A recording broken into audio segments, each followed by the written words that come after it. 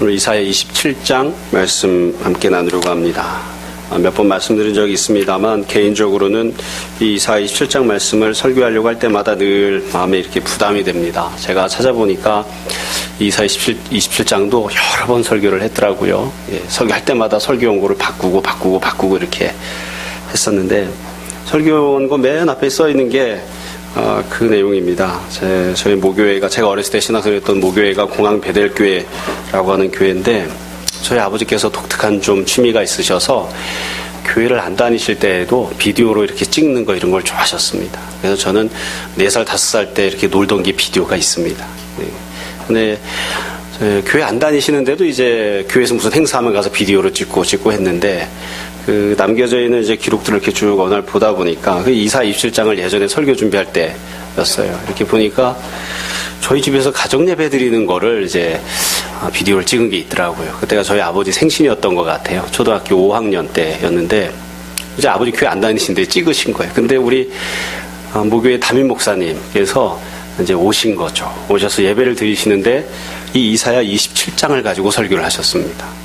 무려 1절부터 13절까지 다 읽으시고 대지를 나누어서 첫째, 둘째, 셋째 가지고 쭉 설교해 주신 동영상이 있더라고요. 제가 그 설교를 처음부터 끝까지 다 보진 못하고 이렇게 돌려가면서 이렇게 봤는데 여러 생각이 그래서 그 동영상을 보면서 들었습니다. 몇 번 말씀드렸지만 저는 어느 집에 가든 우리 교회 성도 집에 가서 신방할 때에 한 절이나 2절 읽지 한 장을 전체로 통째로 읽고 설교해 본 적이 거의 없습니다. 그리고 설교를 할 때에도 신방을 갔는데 시편이나 복음서나 이런 거 하지 이사야 27장 이렇게 해본 적이 없습니다. 그러니까 어렸을 때 우리 무교회 목사님께서 정말 준비를 많이 해가지고 사랑하는 마음으로 와서 설교를 해주셨던 거예요. 또 이제 그때는 잘 몰랐는데 어렸을 때는 몰랐는데 저희 무교회는 예배가 주일날 오전에 2번 있었습니다. 한 번은 중고등부 예배, 그리고 또 한 번은 이제 어른들, 우리가 흔히 대예배라고 하는 예배가 있었는데, 둘 다 목사님이 설교하시는데 항상 본문이 달랐습니다. 항상 본문이 달라서, 어렸을 때는 그게 당연히 그렇게 하는 것이라 이렇게 생각을 했는데, 지금 이렇게 나와서 생각을 해보니까 정말 목사님이 애를 많이 쓰셨구나. 그러다가 좀 시간이 지난 다음에 성도들 몇 사람이 이제 낚시 좋아하고 이런 분들이 우리도 예배 드리고 낚시 갈 수 있게 아침에 7시 예배를 만들어 달라. 그래서 또 7시 예배를 만들었어요. 목사님 그때도 본문이 다릅니다. 그러니까 주일날 설교를 각각 다른 본문으로 이렇게 쭉 하시는 거예요. 그래서 이 27장 말씀을 이렇게 대할 때 항상 이게 잘해야 되는데 우리 목사님이 해주셨던 설교 말씀이었는데 그런 생각이 들곤 합니다. 물론 이렇게 동영상을 이렇게 보다 보니까 본문 해석한 게 틀린 부분들이 많이 있어서 저랑은 좀 다른 부분들이 있었습니다. 그렇지만 나름대로 정말 최선을 다해서 열심히 준비를 해오신 거예요. 제가 틀릴지도 모르죠. 오늘 27장 말씀 함께 보려고 합니다. 이 27장 말씀은 전반부와 후반부가 되어 있어요. 1절부터 6절까지, 7절부터 13절까지로 크게 나눌 수 있고요. 앞에 나온 내용과 뒤에 나온 내용이 거의 흡사합니다. 그래서 앞에 나왔던 내용을 잘 이해하시면 뒷부분을 읽는데 큰 무리가 없지 않아 싶습니다. 다른 본문도 마찬가지지만 27장을 이해하려면 27장만 잘 보면 되는 게 아니라 그 앞에 26장, 25장, 24장에 어떤 내용이 나왔는지를 잘 생각해야 됩니다. 이사야는 24장부터 27장까지가 하나님께서 구원을 베푸시는 내용에 대한 그 내용을 담고 있는데 25장은 열방을 향한 구원의 선포가 나오고요. 26장은 남유다를 향한 구원의 선포가 나옵니다. 그리고 지금 읽고 있는 27장은 북이스라엘을 향한 구원의 선포가 담겨 있습니다. 그러니까 25장, 26장, 27장을 쭉 묶어서 읽으면 처음에는 열방을 향한 구원, 남유다를 향한 구원, 그리고 지금 북이스라엘을 향한 구원. 그래서 몽땅 다 합치면 여튼 온 세상을 향한 하나님의 구원의 말씀이 선포되는 그런 순서로 되어 있죠. 또 내용으로도 보더라도 좀 흐름이 있습니다. 그래서 25장을 보면 하나님께서 구원을 베푸시되 힘들고 어려운 일들이 자꾸 생겨요. 앞장인 26장도 마찬가지예요. 하나님께서 천하 만민들 가운데 구원받을 백성들을 불러 모으셔서 다 시온산으로 불러들이십니다.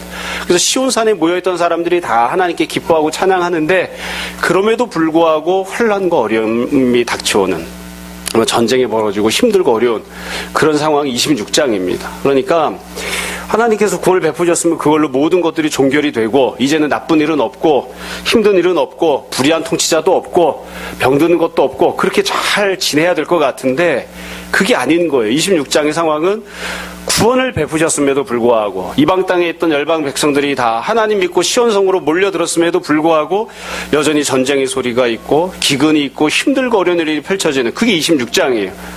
그러니까 예수님 믿고 구원받았는데 하나님 의지하고 구원받았는데 왜 이렇게 좋지 않은 일이 생기는가?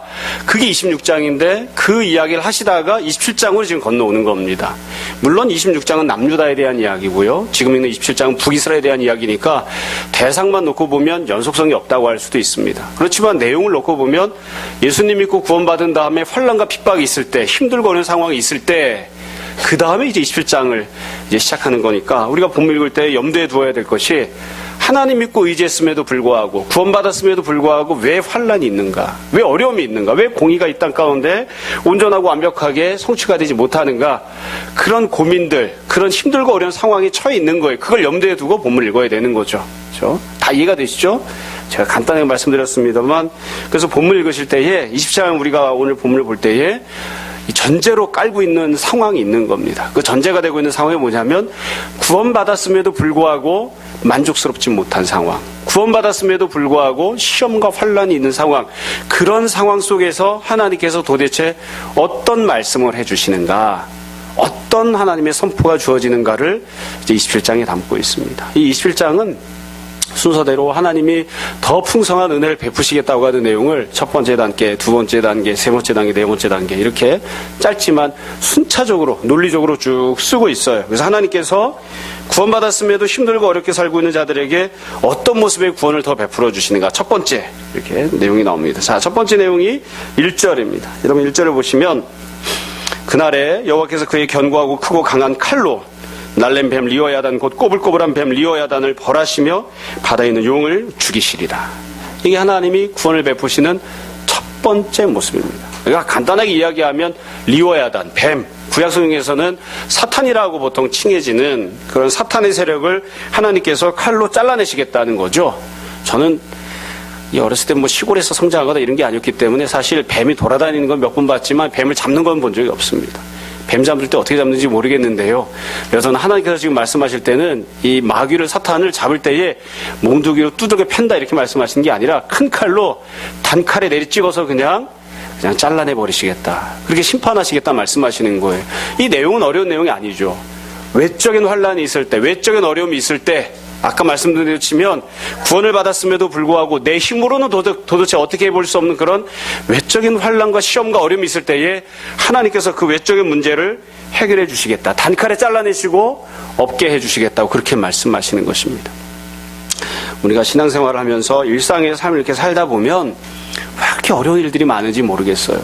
우리가 예수님 믿으면 참 하나님 자녀가 되면 순식간에 모든 문제가 다 사라지면 좋은데 눈 감고 다시 눈 뜨고 이렇게 쳐다보면 모든 문제가 고스란히 그대로 있죠. 그렇죠? 왼수가 든 남편과 마누라가 그대로 있고 말 징그럽게 안 듣는 시어머니와 며느리가 그대로 있고 직장 문제, 사회 문제 아주 그냥 이 권력을 마음대로 휘둘러대는 악한 통치자가 그대로 있는 거예요. 예수님 믿고 통성으로 기도하고 금식하고 해도 변하지 않고 외적인 환경과 상황이 그대로 있는 그런 삶을 우리가 만나잖아요. 그렇죠?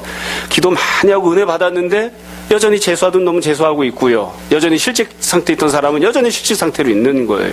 그 외적인 문제를 해결할 수가 없어서 마음이 힘들어하고 고통스러워할 때들이 참 많이 있습니다. 근데 하나님께서 그 모든 외적인 문제들을 또한 특별히 사탄으로 말미암아 생겨나는 모든 환난과 시험을 하나님께서 해결해 주시겠다. 그렇게 말씀하십니다. 여러분, 그래서 우리가 어떤 어려운 일들을 만날 때에 좋지 못한 상황에 처했을 때에 구원받은 다음에도 형편이 변하지 않는 것처럼 보일 때에 그럴 때 다시 한번 주님을 붙들고 주님의 은혜를 구하고 주님께서 우리에게 구원을 허락해 주십사. 우리가 그렇게 기도하고 주님 붙드는 그런 모습이 우리가 되어야 될 것입니다. 두 번째로 외적인 환난만 해결해 주시느냐? 그게 아니라 그 다음 단계가 있습니다. 두 번째를 보시면 2절과 3절입니다. 그날에 너희는 아름다운 포도원을 두고 노래를 부를지어다. 그 어려운 일들을 하나님이 제거해 주신 다음에 네 알아서 살아라 이렇게 하시는 게 아니라 아름다운 포도원을 만들어 주시겠다. 너희를 아름다운 포도원으로 만들어 주시고 또 아름다운 포도원을 만든 다음에 거기 너희를 들여보내 주시겠다 하시는 거죠. 그래서 우리는 그냥 뭐 하면 되냐면 그 아름다운 포도원 때문에 노래를 부르는 거예요. 노래를. 노래 싫어하는 분도 있을 수 있지만 여하튼 노래를 부르게끔 하나님이 은혜를 베풀어 주신다.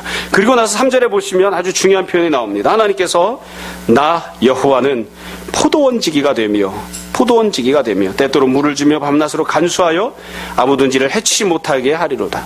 하나님께서 두 번째로 베푸신 은혜는 포도원지기가 되어주시겠다는 거예요. 이건 참 독특한 표현입니다. 왜 그러냐면 하나님 우리가 고백하고 아는 것처럼 포도원지기가 아니라 포도원의 주인이세요. 포도원의 주인이시죠.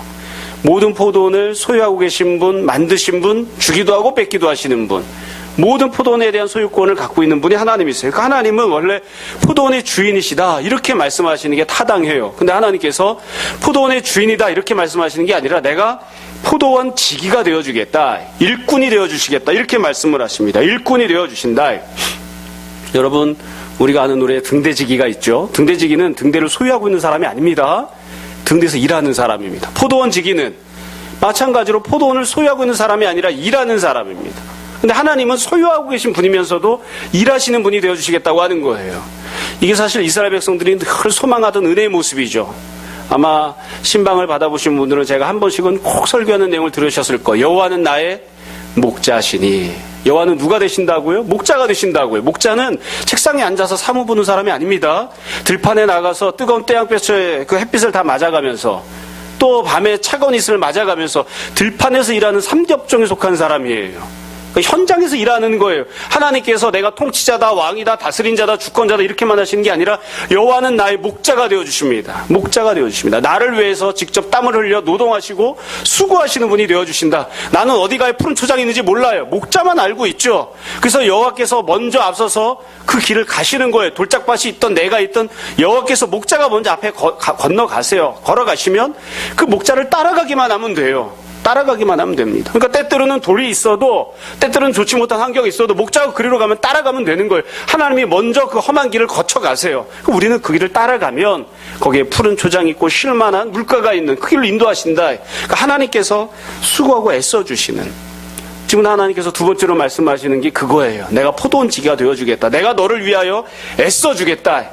하나님께서 밖에 앉아가지고 이거 해라 저거 해라 지시하시고 명령하시고 제대로 그렇게 했는지 안 했는지 체크하시고 평가하시고 책망하시는 그런 일을 하시는 분이 아니라, 물론 그런 일도 하나님의 주권에 속하지만 하나님께서 직접 나를 위해서 수고해 주시는 포도원 지기가 되어주시겠다 그렇게 말씀하십니다. 포도원 지기 하는 일을 본문에 보면 두 가지를 써놨습니다. 하나는 물을 주며 밤낮으로 간수하는 것, 그러니까 돌봐주는 거죠. 또 하나는 아무든지를 해치지 못하게 하려라, 지켜주는 것입니다. 사실 이것은 하나님께서 아담에게 부탁하셨던 일이기도 합니다. 하나님께서 에덴 동산을 만드시고 아담에게 에덴 동산지기가 되라고 하셨죠. 그래서 동산 안에 있는 모든 것들을 네가 잘 돌봐주고 다른 것들이 침투하지 못하게끔, 악한 세력이 침투하지 못하게끔 잘 지켜라. 그게 하나님 주셨던 명령입니다. 잘 돌보고 지키는 자가 되라. 근데 불행하게도 우리가 잘 아는 것처럼 아담은 그거 못했습니다. 같은 공동체 안에 지내고 있었던 뱀에게 사탄이 들어가는 것도 눈 번연히 뜨고 지켜주지 못했고요. 사탄이 와서 자기 아내를 유혹하고 시험하고 선악과를 따먹게 할 때에도 같은 동산 안에 있었으면서도 지켜주지 못했고요. 자기 자신이 죄를 범하는 것도 아담은 지키지 못했습니다. 몽땅 다 아무것도 돌봐주지 못하고 지키지 못했던 거죠. 결국 이 땅 가운데 죄악이 들어왔던 것은 지켜주는 자, 돌봐주는 자의 직분을 갖고 있었던 아담이 그 직분을 감당하지 못했기 때문에 죄와 심판이 이 땅까지 들어왔던 거예요. 근데 지금 하나님께서 내가 동산지기가 되어주어서, 포도원지기가 되어주어서 너희들이 필요한 것들을 내가 다 돌보아주고 내가 지켜주겠다. 여기는 실패함이 없습니다. 하나님이 지켜주시고 하나님이 돌보아주시는 그와 같은 은혜를 베푸시겠다고 하시는 거예요. 사실은 논리적으로 보면 하나님께서 돈도 있고 신분도 있으니까 아무 누구나 세워가지고 네가 동산지기가 되라, 네가 포도원지기가 되라, 일 잘못하면 잘라내겠다, 새로운 사람을 세우지, 이렇게 말씀하셔도 그만인데 하나님이 그렇게 안 하시고 하나님께서 친히 포도원지기가 되어서 내가 너를 돌보아주고 내가 너를 지켜주겠다 그렇게 말씀을 하십니다. 여러분, 다시 한번 말씀드립니다. 사람은 아무리 똑똑하고 아무리 성실해도 누군가를 돌보아주거나 누군가를 지켜주는데 실패할 수 있습니다. 내가 최선을 다해도 그렇게 못할 때가 있습니다. 그러나 하나님께서는 그렇지 아니하십니다. 그래서 우리가 온전한 지기를 얻으려고 한다면, 온전한 포도원지기를 누리려고 한다면 하나님을 잘 붙들고 의지하는 사람이 되어야 되고, 하나님께서 포도원지기로 내 삶을 돌봐주시고 지켜주시는 은혜를 우리가 다 받아야 하는 것이죠. 아버지가 남편이 자기 부인과 자녀들을 잘 돌보는 남편과 아버지가 된다는 것은 그들이 영적으로, 육적으로, 감성적으로 필요한 것들을 잘 공급하고 돌봐주는 자가 되고, 그들이 악한 세상 가운데 물들지 아니하도록 잘 지켜주는 자가 된다는 뜻입니다. 좋은 목회자가 된다는 것도 성도들이 육적으로 영적으로 필요한 것들을 잘 공급해주는 자가 되고 성도들이 악한 교훈이나 악한 세상에 물들지 아니하도록 잘 지켜주는 자가 된다는 것을 뜻합니다. 어느 아버지나 어느 목회자가 그 일을 대충 그냥 아무렇게나 해도 된다 이렇게 생각하겠습니까? 다 열심으로 감당하려고 하죠. 그래도 실패할 때가 있습니다. 하나님께서 지켜주셔야 됩니다. 하나님께서 포도원지기가 되어주시고 포도원지기로서 우리를 위해 수고해 주시는 은혜를 받는 그 은혜를 받아야 우리가 다 온전하게 잘 지낼 수 있는 것이죠. 세 번째로 하나님께서 말씀하시는 세 번째 은혜는 4절 5절입니다. 4절에 보시면 나는 포도원에 대하여 노함이 없나니 이렇게 나옵니다. 나는 포도원에서 노하지 않겠다. 진노하지 않겠다. 찔레와 가시가 나를 대적하여 싸운다 하자. 내가 그것을 밟고 모아 불사르리라. 그리하지 아니하면 내 힘을 의지하고 나와 화친하며 나와 화친할 것이니라. 세 번째는 어떤 은혜를 베푸시겠다고 하냐면 포도원에 대해서 하나님이 진노하지 않겠다고 말씀하세요. 그리고 포도원에 있는 찔레와 가시를 하나님께서 밟고 모아가지고 불사르겠다고 말씀하십니다. 이 찔레와 가시라고 하는 건 포도원 안에 있는 내적인 그런 문제들입니다. 이건 외부에서 주어지는 문제가 아니고요. 포도원 안에 있는 거니까요. 내적인 문제예요. 그럼 이 찔레와 가시가 언제부터 있었던 것이냐? 여러 가지를 이해할 수 있는데요. 가장 중요한 건 역시 하나님께 구원을 받기 이전부터 찔레와 가시가 있었습니다. 그러니까 내가 예수님 믿고 구원받고 하나님의 자녀 되기 이전부터 내 삶 속에 자리 잡고 있었던 악한 것들, 뭐 보통 흔히 이야기할 땐 쓴뿌리들, 뭐 나쁜 것들, 그런 것들이 있는데 하나님께서 그런 것들을 제거해 주시겠다는 거예요. 뿐만 아니라 조금 더 적극적으로 생각해 보자면 이건 구원받은 다음에 행하는 모든 죄악들을 표현하는 것이기도 합니다. 하나님께서 나를 아름다운 포도원으로 만드셨잖아요. 그러면 아름다운 포도원채로 있어야 되는데 문제는 그게 아니라 그렇게 되는 게 아니라 그 안에서 자꾸 찔레가시가 나는 거예요. 찔레가시는 왜 나는 걸까요? 왜 나는 걸까요? 여러분 창세기를 보시면 하나님께서 모든 좋은 것을 갖춰 놓으시고 아담에게 맡겨주셨어요. 그런데 아담이 죄를 범하죠. 죄를 범했기 때문에 이게 이 땅 가운데 찔레와 가시가 생긴 거예요. 여러분 이스라엘 백성들에게 하나님께서 가장 좋은 것을 주셨지만 통치자를 세워주셨지만 그들이 하나님 뜻대로 순종하지 않고 우상 숭배하고 죄를 범했고 살았기 때문에 하나님께서 아수르와 바벨론이라고 하는 찔레와 가시를 그들에게 붙여주셨어요. 이전에 있었던 악한 목자들을 심판하시기 위해서 찔레와 가시가 나게 하셨던 그게 이스라엘 역사입니다. 그러니까 여기서 나오고 있는 찔레와 가시라고 하는 것은 방금 말씀드린 것처럼 예수님 믿기 전에 구원받기 전에 내가 갖고 있었던 악한 모습들 때문에 생기는 것, 그것을 뜻할 수도 있고요. 혹은 신앙생활을 하고 난 다음에 구원을 받은 다음에 하나님이 나를 아름다운 포도원으로 만드신 다음에 내가 그럼에도 불구하고 죄를 범하고 산다고요. 그때 생겨나는 죄의 값들, 죄의 결과들이 찔레와 가시들인 거예요. 그러니까 하나님이 이렇게 말씀하시는 거죠. 내가 내 포도원에 대해서 내가 분노하지 않겠다. 노하지 않겠다. 네가 비록 내가 너를 아름다운 포도원으로 만들었음에도 불구하고 합당하게 살지 않고 죄를 지어도 내가 너를 분노하지 않고 네가 범한 그 모든 죄를, 그 죄 때문에 생겨난 죄값을 내가 짓밟고 모아서 불살라주겠다. 용서해주겠다. 신앙생활하면서 이게 참 묘한 거예요. 처음에도 말씀드렸지만 예수님 믿고 구원받으면 어려운 일이 없으면 좋겠는데 어려운 일이 생깁니다. 어려운 일이 생깁니다. 그래서 우리가 불평하곤 하죠. 그러나 또 마찬가지로 내가 신앙생활하고 예수님 믿으면 그 다음에 내가 죄도 안 짓고 나쁜 일도 안 하고 그러면 좋은데 또 죄를 짓습니다. 죄사함을 받았잖아요. 그래 또 죄를 짓습니다. 어렸을 땐 이게 잘 이해가 안 됐어요. 교회에서 회개해라 그러면 나는 회개할 죄가 없는데. 참 여러분 그런 생각 안 해보셨나 모르겠어요. 수련회를 가면 중학교 고등학교 때 보면 누나들이 보면 막 기도하면서 얼마나 불을 받아서 기도하는지 막 떼굴떼굴 구르면서 회개해요. 저는 보면서 한편으로는 부럽고 왜 난 저렇게 회개가 안 될까, 또 한편으로는 왜 저렇게 죄를 많이 짓고 살았을까. 저는 그렇게 별로 회개할 죄가 없어요. 뭐 특별히 거짓말을 한다든지 사기를 친다든지 다른 사람을 때린다든지 특별히 그런 죄를 져본 적이 없어요. 근데 이렇게 시간이 지나면서 보니까 이 회개할 거리가 참 많더라고요. 그렇죠? 주님께서 왜 우리에게 배우자를 주셨습니까? 네가 얼마나 악한 본성을 가지고 정말 성격이 나쁜지를 깨닫게 하시고자, 내 안에 있는 죄된 본성을 깨닫게 하시고자 배우자를 주신 거라, 그런 생각이 들 때가 참 많아요. 제가 보면 이게 다른 사람한테는 많이 참는데 배우자한테 잘 못 참는 경우들이 많더라고요. 저만 그런가요? 그게 사랑받고자 하는 마음이 있어서 그렇죠. 그렇죠? 이 사람은 참아줬으면 하는 마음이 있는 거예요. 어려워요, 여튼. 그래서 예수님 믿고 난 다음에도 자꾸 마음 안에서 죄를 지어요. 행동으로도 죄를 지어요. 그래서 주님은 나를 아름다운 포도원을 만들어 주셨는데, 신앙생활한 이후에도 자꾸 찔레와 가시가 생깁니다. 죄 짓고 죄의 결과로 찔레와 가시가 자꾸 생겨요. 근데 하나님이 심판하지 않고, 그럼에도 불구하고 하나님이 심판하지 아니하시고 분노하지 아니하시고 내가 너를 향해 노하지 않고 네 마음속에 네 삶 속에 네 죄 때문에 생긴 찔레와 가시를 내가 다 거두어서 짓밟아서 그걸 불태워주고 내가 너를 다시 한 번 더 온전한 포도원이 되게끔 만들어주마. 죄를 용서해 주시겠다고 그렇게 말씀하십니다. 이게 세 번째 은혜예요. 우리가 다 이런 은혜가 있었으면 좋겠습니다. 그럼 이것으로 끝나느냐? 그게 아니죠. 맨 마지막에 결과가 나옵니다. 여러분 6절 말씀입니다. 6절에 보시면 후일에는 야곱의 뿌리가 박히며 이스라엘의 움이 돋고 꽃이 필 것이라. 그들이 그 결실로 지면을 채우리로다. 이게 맨 마지막에 은혜가 가득한 맨 마지막에 열매를 맺는 모습에 대해서 말씀하시는 거예요. 하나님이 주시는 은혜의 최종판이죠. 여러분 여기 보시면 사실 한 글자 한 글자 다 은혜가 그냥 뚝뚝 묻어져 있습니다. 6절에 보시면 후일에는 이렇게 돼 있죠. 어떤 분들은 지금 당장은 그렇지 못하지만 나중에 먼 장래 이렇게 된다는 뜻이야. 그러니까 이거는 별로 현재만 놓고 보면 소망이 없다는 뜻일 수도 있다. 이렇게 생각하는 분도 있어요. 저는 그렇게 생각 안 합니다. 왜 그러냐면 후일에 열매를 맺어요. 지금 당장은 열매를 맺지 않지만 그럼 후에 열매를 맺으면 어떻게 될까요? 열매는 싹이 나고 성장하다가 그러다가 맺는 거예요.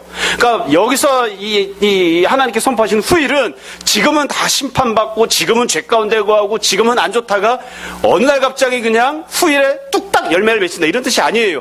지금 은혜를 받고 지금 그 은혜 가운데 거하고 내가 지금 비록 실수가 있어도 주님이 그 죄를 용서해 주시고 주님께서 나를 보호해 주시고 주님께서 오늘도 내일도 나의 포도원지기가 되어주셔서 필요한 것들을 공급하시고 채워주시고 그 은혜를 받아 누리는 시간들이 쭉 진행이 되다가 결국 후일에 하나님이 정하신 그때에 그 은혜가 가장 풍성하게 열매를 맺는 날을 주시겠다는 거예요. 그러니까 오늘은 죽어라, 오늘은 그냥 미쳐라, 오늘은 그냥 고난 가운데 살아, 이게 아니라 오늘도 좋고 내일도 좋고 계속 더 좋은 날들이 있다가 하나님이 정하시는 후일이 되면 그러면 가장 풍성한 은혜를 너희가 맛보게 될 것이다, 이렇게 말씀하십니다. 그러니까 여기서 말하는 후일은 좋은 뜻이에요. 오늘도 좋고 내일도 좋고 후일에는 더 좋을 것이다. 아기를 낳았잖아요. 좋죠. 그렇죠? 감사합니다. 그렇죠? 그때 이렇게 아이가 태어나서 한 돌쯤 돼서 이렇게 쳐다보면 너무 기쁘고 감사하거든요. 지금 제일 좋을 것 같아요. 아니에요. 2살이 되면 더 좋아요. 3살이 되면 더 좋고요. 7살이 되면 더 좋아요. 애가 20살이 되니까 훨씬 더 좋더라고요. 이것저것 시켜도 되고 부려 먹어도 되고. 그렇죠? 기대하고 있어요. 며느리 볼 날을. 더 좋을 것 같아요. 자꾸 좋아지는 거예요. 지금도 감사하고 내가 살아온 삶 중에 지금이 가장 좋은 시간. 그런데 이것으로 끝나는 게 아니라 내일은 더 좋은 시간. 그러다가 후일이 되면 그러니까 오늘 내일 계속해서 하나님 주시는 은혜를 받아 누리고 있다가 하나님 주시는 죄상을 받아 누리고 있다가 은혜 가운데 거하다가 하나님이 그냥 완벽한 은혜를 베풀어 주시는 훗날을 주신다. 후일은 좋다는 뜻이죠.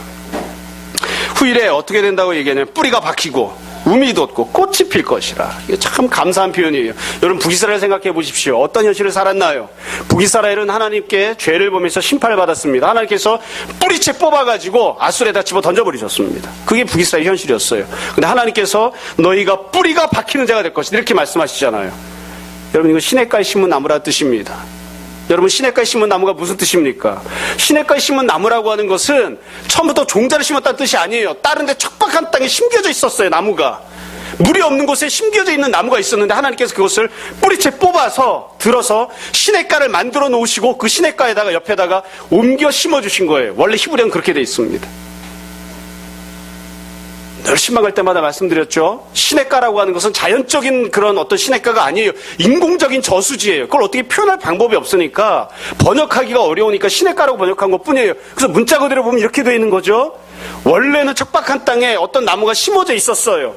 척박한 땅에 심어져 있던 그 나무를 보고 한 사람이 불쌍히 여기는 마음을 가진 거예요. 저 나무가 저기 심어 있으면 계속 메마른 채로 살 텐데. 그래서 불쌍히 여기서 어떻게 했느냐. 가서 시냇가를 만들었습니다. 사시사철 물이 계속 흐르는, 사시사철 물이 공급될 수 있는 인공적인 저수지를 만들어요. 그게 시냇가예요. 펠릭. 시냇가를 만들어 놓고 황량한 땅에 심어져 있던 나무를 뿌리채 뽑아요. 뿌리채 뽑아서 그것을 자기가 만든 시냇가에다 옮겨 심어놓은 겁니다. 그게 바로 시냇가에 심어진 나무예요. 시냇가에 심어진 나무. 나는 원래 시냇가에 원래 태어날 때부터 심어져서 태어난 게 아니에요. 지금 하나님께서 그렇게 말씀하십니다. 야곱의 뿌리가 바뀔 것이다. 네가 원래 그 자리에 있던 나무가 아니었는데 내가 너를 뿌리째 뽑아서 거기다 옮겨 심어주고 거기서 그냥 잠시 머무는 것이 아니라 뿌리를 내리게 될 것이다. 하나님께서 은혜를 주시는 결과죠. 우미 돋고 꽃이 필 것이다. 북이스라엘이 심판받았을 때, 남유다가 심판받았을 때 하나님께서 모든 것들을 싹 쓸어버리시고 밑둥까지 잘라내서 단지 몇 개의 그루터기만 남을 것이다 말씀하셨어요. 그루터기에서 새싹이 돋아날까요? 싹이 돋아나고 성장해서 꽃 피기 전에 우미 돋고 그리고 꽃이 필 것이다 이렇게 말씀하셨어요.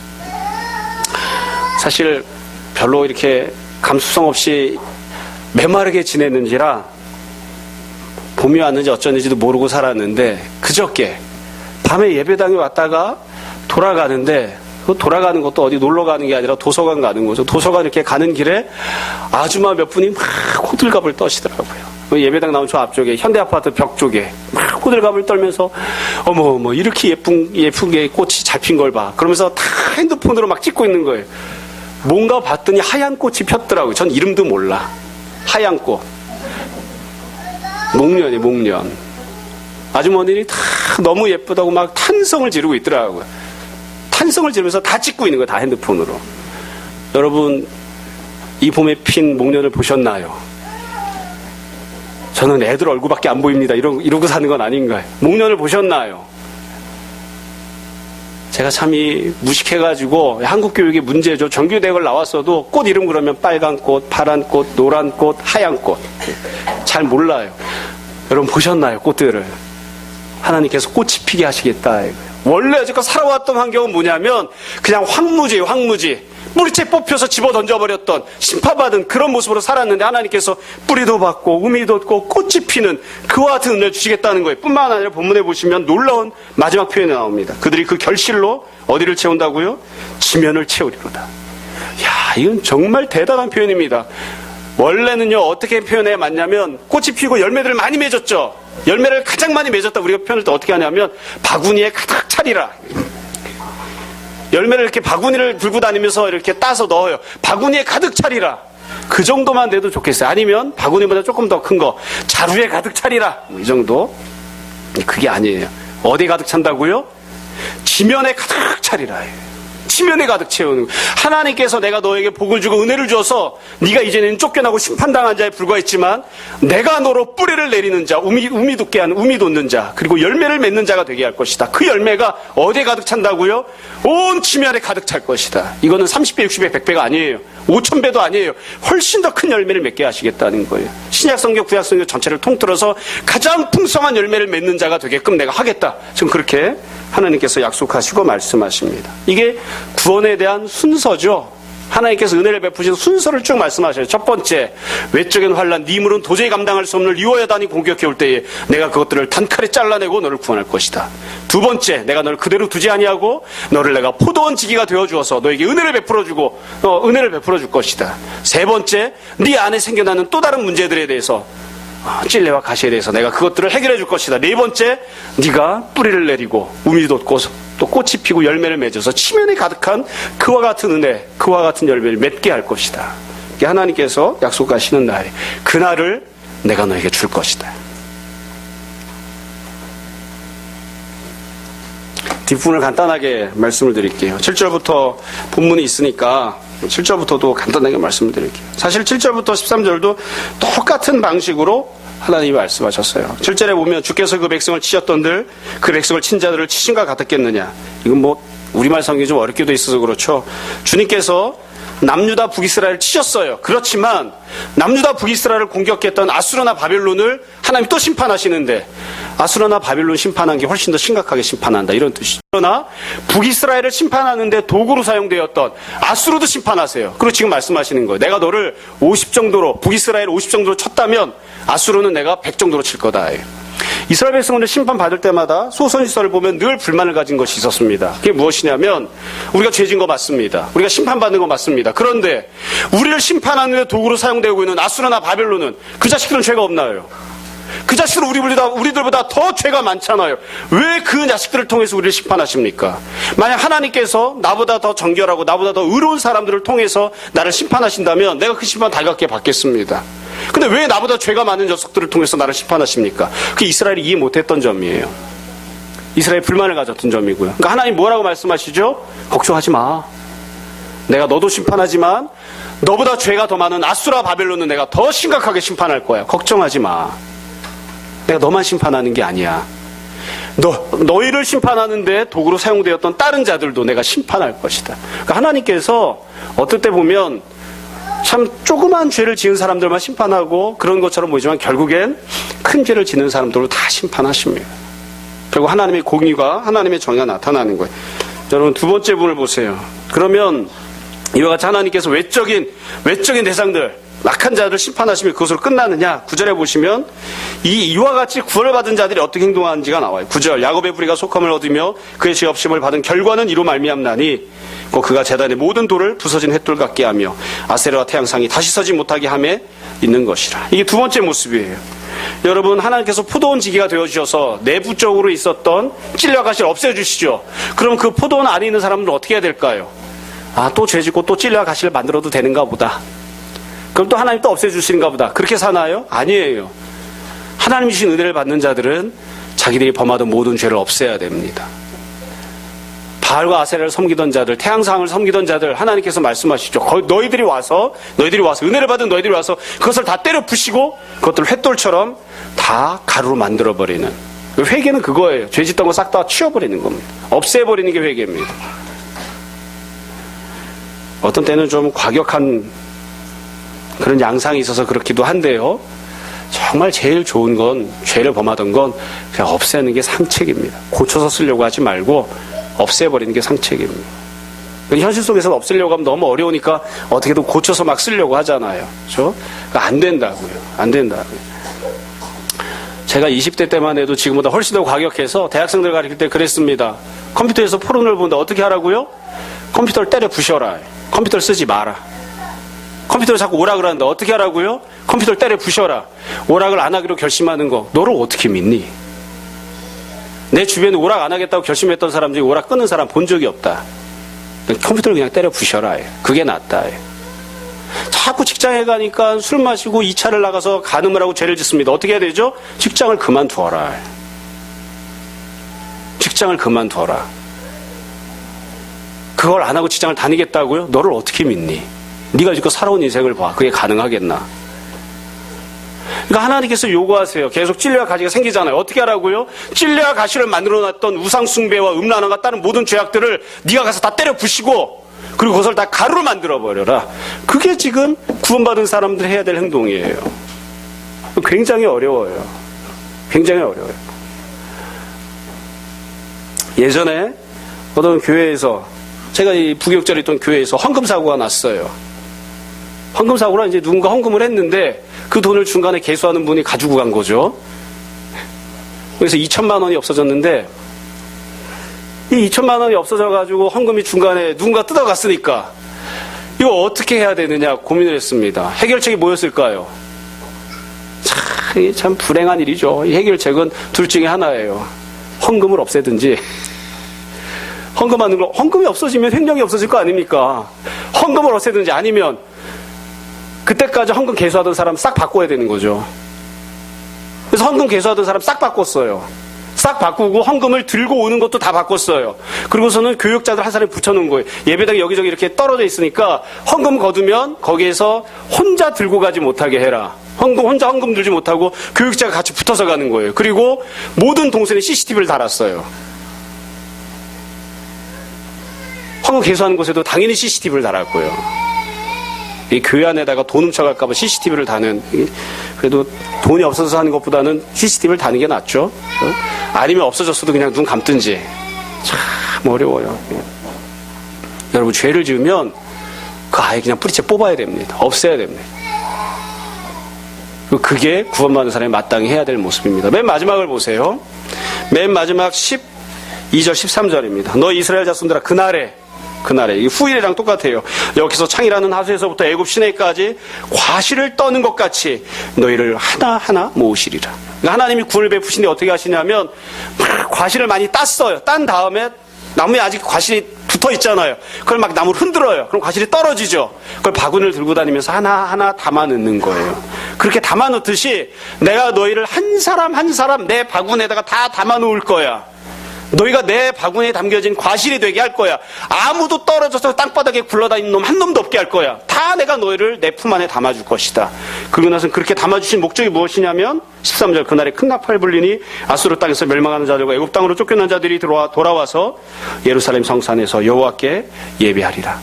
다 돌아와서 예배드리는 자들이 되게 그렇게 하시겠다. 이렇게 은혜를 베푸시겠다고 말씀하십니다. 말씀을 정리하겠습니다. 내용이 어렵지 않습니다. 사실 본문을 잘 이해하시려면 처음에 말씀을 나누었던 1절부터 6절까지를 잘 기억하시면 됩니다. 하나님께서 구원을 베푸십니다. 이미 열방 가운데 흩어져 있다가 구원받아서 시온성에 왔던 사람들, 시온산에 온 사람들, 그럼에도 불구하고 환난과 전쟁을 만난 자들이 있습니다. 그들에게 하나님이 말씀하시는 거예요. 첫 번째, 내가 너의 외적인 환난과 대적들을 다 물리치고 제거해 줄 것이다.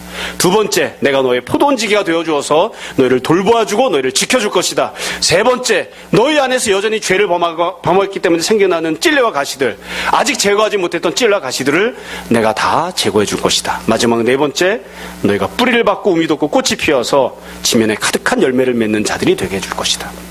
하나님께서 이런 은혜를 베푸시겠다고 말씀하십니다. 이 안에서 우리가 정리해 볼 수 있는 몇 가지 특징이 있습니다. 한 두세 가지만 간단하게 말씀드릴게요. 우선 구원받은 이후에도 환난이 있을 수 있습니다. 하나님 은혜를 받은 다음에도 어려움이 있을 수 있습니다. 그리고 우리가 죄를 지을 수도 있습니다. 찔레와 가시가 나올 수도 있습니다. 우리가 그 사실을 인정해야 됩니다. 그렇기 때문에 더욱더 주님을 바라보는 것입니다. 두 번째, 이 모든 구원의 과정은 내가 40일 금식 기도했기 때문에 응답받아서 이렇게 된 게 아닙니다. 하나님께서 은혜를 베푸신 겁니다. 하나님께서 불쌍히 여겨주시고 하나님께서 은혜를 베풀어 주셔서 첫 번째도 하나님이, 두 번째도 하나님이, 세 번째도 하나님, 네 번째도 하나님이. 그래서 온전히 주님을 붙들고 의지해야 되는 거죠. 주님, 저를 불쌍히 여겨주십시오. 저에게 은혜를 베풀어 주십시오. 그래서 결국 하나님께서 여지껏 주셨던 것보다 더 큰 은혜를 베풀어 주시는, 여지껏 말씀하셨던 것보다 더 큰 은혜를 베풀어 주시는 그런 은혜를 베풀게도 약속하시는 거예요. 구원과 관련된 모든 내용은 결국 하나님께서 알파와 오메가가 되십니다. 처음부터 끝까지 필요한 모든 것들을 다 공급하시는 거예요. 여러분, 삶을 살다 보면 나는 두 번째 단계쯤까지 온 것 같아, 이런 분들이 있어요. 근데 왜 세 번째, 네 번째가 없을까? 주님을 붙들고 의지해야죠. 나는 예수님 믿고 그냥 구원받고 이렇게 생활하는데 여전히 리워야단이 내 주위를 막 감돌고 있는 것 같아. 외적으로 난 너무 힘들고 어린 일들이 많아. 그럴 때도 주님을 붙들고 의지해야 되는 거죠. 그래서 구원이 필요한 사람, 어떤 단계, 어떤 모습에서 구원이 필요하건 여하튼 구원이 필요한 사람, 하나님의 은혜가 필요한 사람, 다 주님 붙들고 의지해야 됩니다. 주님만이 우리의 참된 구원자가 되십니다. 다시 말씀드립니다. 구원을 받았음에도 불구하고, 하나님 백성이 되었음에도 불구하고, 이유가 무엇이 되었던, 정도가 무엇이 되었던, 강도가 어떻게 되었던, 여하튼 좋지 못한 일들이나 여전히 구원이 필요한 상황이 생겼을 때에 우리가 마음에 품어야 하는 것은 나 왜 이러지? 하나님 나를 사랑하시나? 이런 마음이 아니라 다시 한 번 더 주님을 붙드는 것입니다. 주님께서 나의 외적인 문제를 해결해 주시는 분이 되어 주십시오. 내가 나를 위해서 사는 인생이 아니라 주님께서 나의 포도원 지기가 되어주시는 은혜를 받아 누리게 해주십시오. 주님께서 내 삶 속에 있는 모든 쓴뿌리와 내 안에 자리 잡고 있는 모든 찔레와 가시를 다 없애주시고 용서해주시는, 다시 한 번 더 용서받는 귀한 은혜의 삶을 살게 해주십시오. 난 이미 뿌리채 다 뽑혀버린 인생에 불과하지만 주님께서 나로 뿌리를 내리게 하시고 우미 돋고 꽃이 피는, 열매를 맺는 그런 인생이 되게 해주십시오. 우리가 늘 주님을 붙드는 그런 모습으로 살았으면 좋겠습니다. 여러분, 나는 나의 힘으로 살 수 있는 존재가 아님을 늘 주님 앞에 고백하고 늘 주님과 더불어 동행하며 주님이 주시는 은혜로 받아먹고 살아가며 주님이 앞으로도 베푸실 은혜를 소망하며 살아가는, 그래 참으로 그 은혜 가운데 간증하며 살아가는 우리가 다 되었으면 좋겠습니다. 그런 풍성한 은혜가 우리 모두에게 임하기를 주님의 이름으로 축원합니다. 이 시간 잠시 기도하겠습니다. 여러분, 말씀을 정돈해 보시고 이 시간 우리 함께 회개와 결단의 기도합시다. 기도하겠습니다.